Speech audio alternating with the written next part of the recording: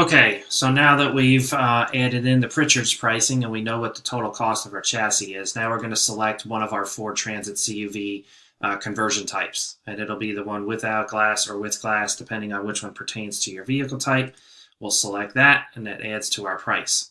So now the next section we're going to focus on is the CUV vehicle options. So you have interior, exterior, running boards, electrical, miscellaneous, and non-stock parts. So if we were to select our interior options, you have various different interior options that pertain to CUVs exclusively. So if you select your landscaping options, these are the unique items that are for landscaping companies. You can select the gas tank holder and then just put in your price or your total quantity, and it will add up just like we've been doing with the other ones.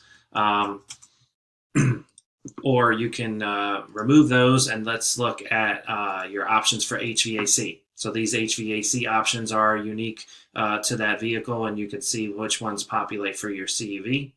And then you can select your bulkhead options that are unique to this vehicle, or your interior and wall options, which are stainless steel walls, Galvalume walls, spray-on flooring, or the cargo cabinets. And again, if you select those add up right down here to the bottom. Okay, so those are all your interior options.